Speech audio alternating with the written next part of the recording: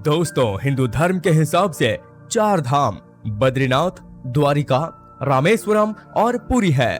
मान्यता है कि भगवान विष्णु जब चारों धाम पर बसे तो सबसे पहले बद्रीनाथ गए और वहां स्नान किया। उसके बाद वो गुजरात के द्वारिका गए और वहां कपड़े बदले। द्वारिका के बाद उड़ीसा के पुरी में उन्होंने भोजन किया और अंत में तमिलनाडु के रामेश्वरम में विश्राम किया।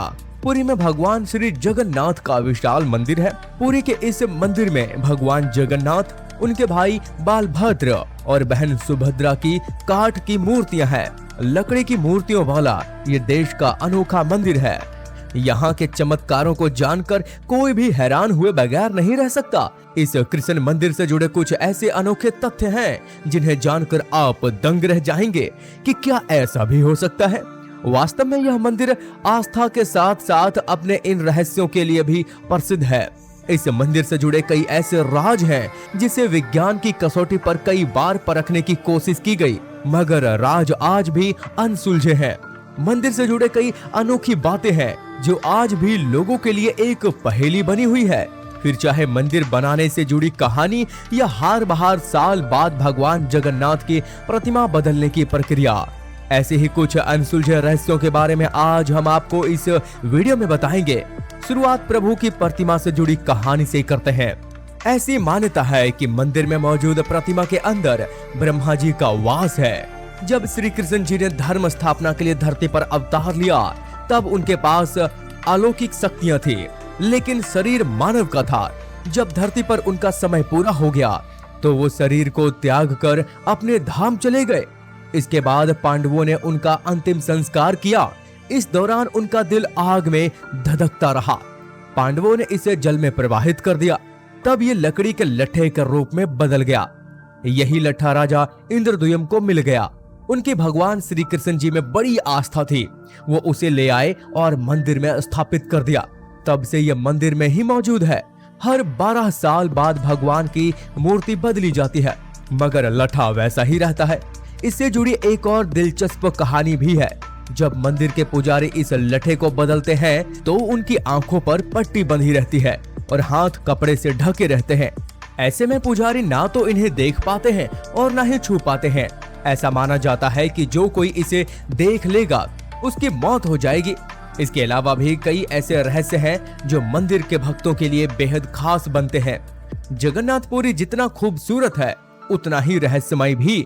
समुद्र के किनारे बना यह मंदिर अपने अंदर कई दैवीय चमत्कारों को समेटे हुए है। यहाँ वैज्ञानिक के कई नियम भी काम नहीं करते। भगवान जगन्नाथ के इस मंदिर पर जाकर कोई भी इन आश्चर्यों को देख सकता है, लेकिन अनेक प्रयासों के बावजूद अब तक इन रहस्यों से पर्दा नहीं उठ सका। यहाँ के प्रमुख रहस्यों में से कुछ इस प्रकार है। मंदिर के शिखर पर स्थित ध्वज हमेशा हवा की विपरीत दिशा में लहराता है। ऐसा क्यों होता है, यह एक रहस्य ही बना हुआ है। एक और अद्भुत बात इस ध्वज से जुड़ी है, वह यह है कि इसे हर रोज बदला जाता है और बदलने वाला भी उल्टा चढ़कर ध्वज तक पहुंचता है। मान्यता है कि अगर किसी दिन झंडे को नहीं बदला गया तो शायद मंदिर अगले 18 सालों के लिए बंद हो जाएगा। जगन्नाथ मंदिर के शिखर पर एक सुदर्शन चक्र लगा है, जिसके बारे में कहा जाता है कि उसे किसी भी दिशा से खड़े होकर देखें पर ऐसा लगता है कि चक्र का एक मुंह आपकी तरफ ही है। इसे नील चक्र भी कहते हैं। यह अष्ट धातु से निर्मित है और अति पावन और पवित्र माना जाता है। दोस्तों, आगे बढ़ने से पहले वीडियो को लाइक जरूर कर दें। यह मंदिर दुनिया का सबसे भव्य और ऊंचा मंदिर है। यह मंदिर 4 लाख वर्ग फुट क्षेत्र में फैला हुआ है और इसकी ऊंचाई लगभग 214 फुट है। मंदिर के पास खड़े रहकर इसका गुंबद देख पाना असंभव है। मुख्य गुंबद की छाया दिन के किसी भी समय अदृश्य ही रहती है। उसे जमीन पर कभी भी कोई नहीं देख पाता। हमारे पूर्वज कितने बड़े इंजीनियर रहे होंगे, यह एक मंदिर के उदाहरण से समझा जा सकता है। पुरी के मंदिर का यह भव्य रूप 7वीं सदी में निर्मित किया गया। मंदिर के ऊपर गुंबद के आसपास अब तक कोई पक्षी उड़ता हुआ नहीं देखा गया। इसके ऊपर से विमान नहीं उड़ाया जा सकता। मंदिर की रसोई में प्रसाद पकाने के लिए 7 बर्तन एक दूसरे पर रखे जाते हैं और सब कुछ लकड़ी पर ही पकाया जाता है। इस प्रक्रिया में शीर्ष बर्तन में सामग्री पहले पकती है, फिर क्रमशः नीचे की तरफ एक के बाद एक पकती जाती है, अर्थात सबसे ऊपर रखे बर्तन का खाना सबसे पहले पक जाता है।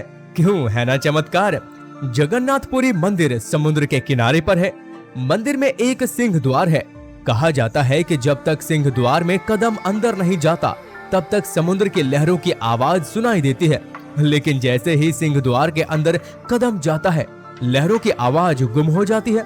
इसी तरह सिंह द्वार से निकलते वक्त वापसी में जैसे ही पहला कदम बाहर निकलता है समुद्र की लहरों की आवाज फिर आने लगती है। ये भी कहा जाता है कि सिंह द्वार में कदम रखने से पहले आसपास जलाई जाने वाली चिताओं की गंध भी आती है, लेकिन जैसे ही कदम सिंह द्वार के अंदर जाता है ये गंध भी खत्म हो जाती है। सिंह द्वार के ये रहस्य अब तक रहस्य ही बने हुए हैं। दोस्तों, आगे बढ़ने से पहले वीडियो को लाइक जरूर करें और चैनल को सब्सक्राइब कर दें। यहाँ प्रभु जगन्नाथ, बालभद्र, सुभद्रा की जो प्रतिमाएं लगी है वो हर 14 साल बाद बदली जाती हैं। पुरानी प्रतिमाओं को एक ही स्थान पर मिट्टी के नीचे दबा दिया जाता है, वो भी एक के ऊपर एक रखकर। ऐसा माना जाता है कि प्रतिमाएं अपने आप ही अलग हो जाती हैं। आषाढ़ माह में भगवान रथ पर सवार होकर अपनी मौसी रानी गुंडीचा के घर जाते हैं। यह रथ यात्रा 5 किलोमीटर में फैले पुरुषोत्तम क्षेत्र में ही होती है। रानी गुंडीचा भगवान जगन्नाथ के परम भक्त राजा इंद्रद्युम्न की पत्नी थी, इसलिए रानी को भगवान जगन्नाथ की मौसी कहा जाता है। अपनी मौसी के घर भगवान 8 दिन रहते हैं। आषाढ़ शुक्ल दशमी को वापसी की यात्रा होती है। भगवान जगन्नाथ का रथ नदी घोष है, देवी सुभद्रा का रथ दर्प दलन है और भाई बालभद्र का राजतल ध्वज है। पुरी के गजपति महाराज सोने के झाड़ू बहाते हैं, जिसे छेरा पेरन कहते हैं। कहते हैं कि महाप्रभु जगन्नाथ ने वीर मारुति जी को यहाँ समुद्र को नियंत्रित करने हेतु नियुक्त किया था, परंतु जब तब हनुमान भी जगन्नाथ, बालभद्र एवं सुभद्रा के दर्शनों का लोभ स्मरण नहीं कर पाते थे। वे प्रभु के दर्शन के लिए नगर में प्रवेश कर जाते थे। ऐसे में समुद्र भी उनके पीछे नगर में प्रवेश कर जाता था। केसरी नंदन हनुमान जी की इस आदत से परेशान होकर जगन्नाथ महाप्रभु ने हनुमान जी को यहाँ स्वर्ण बेड़ी से अवोध कर दिया। यहाँ जगन्नाथपुरी में ही सागर तट पर हनुमान जी का प्राचीन एवं प्रसिद्ध मंदिर है। भक्त लोग बेड़ी में चढ़ के हनुमान जी के दर्शन करने के लिए आते हैं।